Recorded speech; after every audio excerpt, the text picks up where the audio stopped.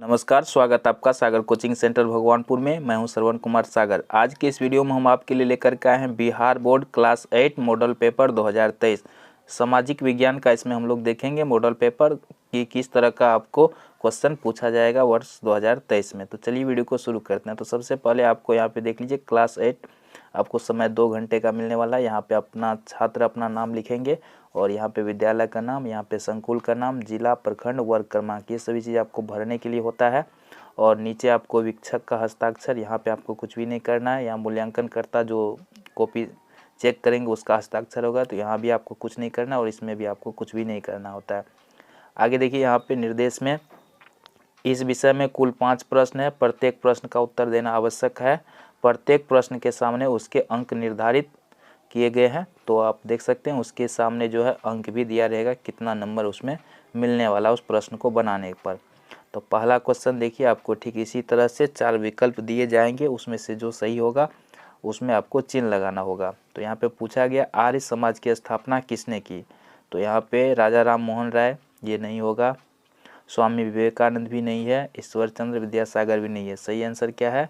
स्वामी दयानंद सरस्वती। तो जो सही होगा सिर्फ उसमें सही का चिन्ह लगा देना है।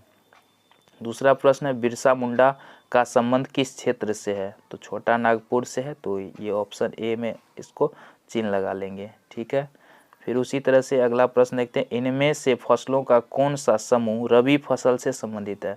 रबी फसल किसको बोलते हैं? जो जाड़े के दिनों में बोई जाती है। तो जाड़े के दिनों में कौन सा फसल बोया जाता है? गेहूँ, चना, सरसों। तो ये ऑप्शन बी इसका सही हो जाएगा। तो आपको इस तरह से इसमें चिन्ह लगा देना है। ठीक है, अगला देखते हैं, लोकसभा सदस्य बनने के लिए न्यूनतम आयु कितनी निर्धारित है। तो लोकसभा का सदस्य बनने के लिए आप जानते हैं कम से कम 25 वर्ष होना चाहिए। तो ऑप्शन सी इसका सही आंसर है। तो इसमें से सही का चिन्ह लगाना होगा। अब देखिए, दूसरा जो प्रश्न रहेगा उसमें आपको रिक्त स्थानों की पूर्ति करने के लिए रहेगा और इसका आंसर भी आपको यहाँ पे साइड में दिया रहेगा। तो यहाँ पे 2 विकल्प मिलेंगे, उसमें से जो सही होगा उसको आपको चुनना है और उसको यहाँ पे खाली जगह में भरना है। तो पूछा गया बोकारो इस्पात संयंत्र डैश के सहयोग से बना है। किसके सहयोग से बना है? सोवियत रूस। तो इस सोवियत रूस को यहाँ पे हम लोग फिल कर देंगे, भर देंगे। इसी तरह से भारत के राष्ट्रपति है, तो भारत के राष्ट्रपति रामनाथ कोविंद, तो पूर्व राष्ट्रपति हो गए श्रीमती द्रौपदी मुर्मू, अभी राष्ट्रपति है, तो इसको यहाँ पे भरना होगा। पृथ्वी का डैश प्रतिशत भाग स्थल है, तो कितना भाग? 29% भाग क्या है? स्थल है, बाकी 71% भाग पे क्या है? जल है।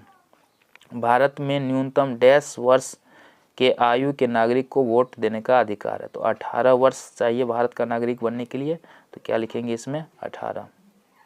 तीसरा नंबर जो है आपको मिलान करने के लिए रहेगा, सही जो विकल्प है उससे मिलाना है। तो झांसी की रानी का संबंध किससे है? लक्ष्मीबाई, झांसी की रानी लक्ष्मीबाई। लखनऊ का संबंध किससे है? हजरत महल से। जगदीशपुर बाबू कुंवर सिंह से संबंधित है। कानपुर तात्या टोपे। तो इस तरह से इसको मिलाने के लिए है। चलिए अगला प्रश्न लेते हैं। इसमें आपको किन्हीं 4 प्रश्न का ही उत्तर देना है। ठीक है, इसमें से सिर्फ 4 प्रश्न जो आपको आता है उसका उत्तर देना है। तो प्रश्न में पूछा गया किन्हीं 5 प्राकृतिक संसाधनों के नाम लिखिए। तो प्राकृतिक संसाधन जैसे कि हो गया जल, हो गया वायु, हो सकता है मिट्टी, हो सकता है, और बताइए क्या हो सकता है? मिट्टी हो सकता है, उसके बाद जंगल हो सकता है, पेड़ पौधा हो सकता है, बहुत सारे हो सकते हैं। तो सिर्फ 5 ही पूछा गया है। उसके बाद पूछा गया मृदा अपरदन से क्या तात्पर्य है। तो मृदा अपरदन किसको बोलते हैं? बहते हुए हवा तथा जीव जंतुओं व मानव की क्रियाओं द्वारा भूपटल की ऊपरी उपजाऊ मिट्टी की परत के कट जाने या उड़कर कहीं चले जाने को क्या बोलते हैं हम लोग? मृदा अपरदन के नाम से जानते हैं। तो इस तरह से आपको इसका आंसर लिखना होगा 3-4 लाइन। भारत के संविधान की प्रस्तावना को लिखिए। तो यह तो प्रस्तावना, जैसे हम भारत के लोग, हम भारत को संपन्न बनाने के लिए इस तरह से जो आप स्कूल में डेली पढ़ते हैं, तो यही प्रस्तावना आपको लिखना होगा। धर्मनिरपेक्षता से क्या समझते हो? तो धर्मनिरपेक्षता क्या होता है? धर्म को राज्य से अलग रखने की अवधारणा को धर्मनिरपेक्षता कहते हैं। इसके तहत क्या होता है? सभी को समान धार्मिक स्वतंत्रता का अधिकार दिया जाता है। तो यही आपको लिखना होता है। उसके बाद औद्योगिक क्रांति के प्रभाव लिखिए। तो औद्योगिक क्रांति का शुरुआत कहाँ हुआ था? इंग्लैंड में हुआ था। और इसका प्रभाव क्या हुआ? कि अधिक मात्रा में जो है सामान तैयार होने लगा, मशीन से जो सामान बनने लगा तो अधिक मात्रा में होने लगा। और तो जो सामान बनने की प्रक्रिया थी जैसे कपड़ा और ये भी जो भी था, तो सब चीज़ में तेज़ी आई और व्यापार में काफ़ी बढ़ोतरी हुई। तो ये सारा चीज़ हो सकता है। सावित्रीबाई फुले केंद्र, क्योंकि इसमें सिर्फ 4 ही बनाना था, तो जो आप बता चुके हैं 4 तो वो बना सकते हैं। यहाँ पे देखिए अगला प्रश्न है, निम्न में से किन्हीं 2 प्रश्न का ही उत्तर देना है। जैसे पूछा गया स्वतंत्रता संग्राम में महात्मा गांधी के योगदान की चर्चा कीजिए। तो महात्मा गांधी का क्या क्या योगदान था आप जानते हैं। उन्होंने असहयोग आंदोलन चलाया था, सविनय अवज्ञा आंदोलन, उसके बाद भारत छोड़ो आंदोलन चलाया था, करो या मरो का नारा दिया था, और सत्य अहिंसा के दम पर भारत को आज़ादी दिलाने का काम किया था। तो बहुत सारे योगदान है, उसको लिख सकते हैं। या ये भी लिख सकते हैं वनों से क्या क्या लाभ है।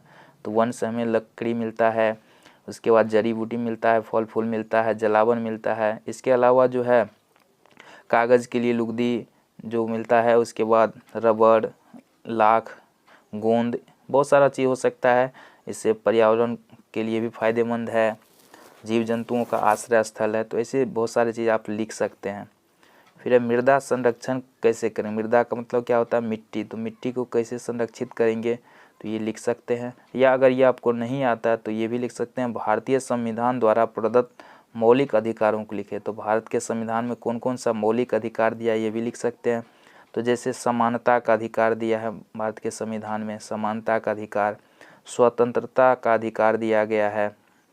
इसके बाद शोषण के विरुद्ध अधिकार दिया गया है, ठीक है, शोषण के विरुद्ध अधिकार। इसके बाद धार्मिक स्वतंत्रता का अधिकार दिया गया है, सांस्कृतिक तथा शिक्षा का अधिकार दिया गया है, संवैधानिक उपचारों का अधिकार दिया गया। तो कुल 6 मौलिक अधिकार दिया गया है, जिसे आप लिख सकते हैं। तो इस तरह के क्वेश्चन आपको एग्जाम में आएंगे। तो इस तरह के क्वेश्चन को आप तैयारी कीजिए।